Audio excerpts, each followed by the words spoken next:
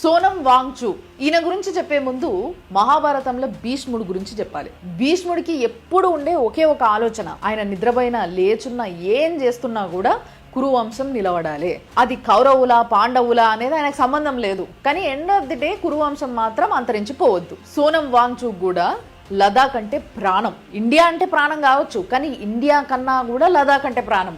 ఈ మాట ఎందుకు అంటున్నా అంటే, ఆయన లదాఖ్ లో ఉద్యమం చేస్తున్నప్పుడు ఒక మాట అన్నాడు, మేము ఇన్ని రోజుల నుంచి చైనా వాళ్ళని అడ్డుకుంటున్నాం లోపలికి రానియకుండా, ఇండియా మీద అటాక్ చేయడానికి వాళ్ళు కానీ వచ్చిండ్రు అనుకో ఈసారి పంపించేస్తాము అని అన్నాడు. కావాలంటే भारत सरकार हमारे लिए कुछ नहीं कर रहा है तो अगली बार वो आए तो हम उनको रास्ता दिखाएंगे, हम रोकेंगे नहीं. ఇది అవుట్ ఆఫ్ ఫ్రస్ట్రేషన్ అన్నాడు కావచ్చు, కానీ ఆయనకి మాత్రం లదాఖ్ ప్రయోజనాలు మాత్రమే ఫస్ట్ ప్రయారిటీ.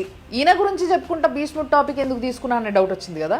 ద్రౌపది చీరలాగినా చూసుకుంటా కూర్చున్నాడు, జూదంలా అన్యాయం చేసినా చూసుకుంటా కూర్చున్నాడు, సగం రాజ్యం ఇయ్యాల్సింది పోయి 5 ఇమ్మంటే ఇయ్యమన్నా కూడా చూసుకుంటా కూర్చున్నాడు, 16 ఏళ్ల అభిమన్యుణ్ణి మహామహులు కలిసి సంపుతున్నా కూడా ఒక్క మాట మాట్లాడకుండా చూసుకుంటా వస్తుండు. ఇప్పుడు జంతర్ మంతర్ దగ్గర కాక్రోచ్ వేదికగా సోనం వాంగ్చూ చుట్టూ జరుగుతున్నది కూడా అలాంటిది. కశ్మీర్ ని అస్సాంని మన దేశంలో లేకుండా చెయ్యాలి అనుకునేటోళ్ళు వేదికెక్కి మాట్లాడుతున్నా చూసుకుంటా కూర్చున్నాడు. 7 సిస్టర్స్ ని ఈశాన్య రాష్ట్రాలు ఏవైతే ఉంటాయో వాటిని సెపరేట్ చేయాలనుకున్న వాళ్ళు కూడా ఆ స్టేజ్ ఎక్కి పిచ్చేషాలు వేస్తున్నా కూడా చూసుకుంటా కూర్చున్నాడు. పోరాటంలో భాగం అని చెప్పి దేవుళ్ళని విమర్శిస్తుంటే అది కూడా ఒక్క మతానికి సంబంధించిన దేవుళ్ళని, ముఖ్యంగా కోట్లాది మంది దేవుడిగా మొక్కే ఆ సీతారాముడిని విమర్శిస్తున్నా కూడా చూసుకుంటా కూర్చున్నాడు. సామాన్యుడి కోసమే నేను చీపురు పట్టుకొని రాజకీయాలకు వచ్చిన అన్నోడు ఒక స్టేజ్ లో శీష్మాల్ పేరుతోని కోట్ల రూపాయల బిల్డింగ్ కట్టుకొని అని లెక్కి కూర్చున్నోడు వచ్చి వేదిక ఎక్కినా కూడా చూసుకుంటానే కూర్చున్నాడు. నేను మళ్ళా చెప్తున్నా, సోనం వాంగ్చూ చుట్టున్నోళ్ళంతా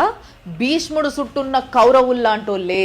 ఒక్కరికి కూడా మానం మర్యాద ఏమీ లేదు. చాలా మంది 3 Idiots సినిమాలో ఫుంగ్సుక్ వాంగ్డూక్ ఉన్నట్టుగా 400 పేటెంట్స్ సోనం వాంగ్చూ కూడా ఉన్నాయి అని అనుకుంటున్నారు. ఆయన సైంటిస్ట్ అని కూడా అనుకుంటున్నారు, కానీ ఆయన సైంటిస్ట్ కాదు. ఆయన పేరు పైన ఆ 400 పేటెంట్లు కూడా లేవు. సోనం వాంగ్చూ ఆయన మెకానికల్ ఇంజనీర్, ఆయన ఒక education reformist and nature activist కూడా. ఆయన ఒక ఇంటర్వ్యూలో అమీర్ ఖాన్ కూడా స్టేట్మెంట్ ఇచ్చిండు. వీళ్ళిద్దరు కూడా చెప్పిన విషయం ఏంది అని అంటే, ఇది సోనం వాంగ్చూ స్టోరీ కాదు, ఆయన క్యారెక్టరే కాదు. That's not true actually. That is a misconception. I didn't know about Mr. Sonam at that time when we were doing the film 3 Idiots. పూణేలో ఫిల్మ్ ఇన్స్టిట్యూట్ లో ఒక స్టూడెంట్ స్టోరీ ఇది అని. అట్లా అని సోనం వాంగ్చూ ఏం సొక్కమైనోడు కాదు. గతంలో వీళ్ళందరికన్నా కూడా ఘోరంగానే మాట్లాడిండు సీతారాముల గురించి. ये ऐसे राम निकले जो सीता को रावण से छुड़ा के लाए मगर घर नहीं ले गए, भरी बाजार में बिकने के लिए रख दिए.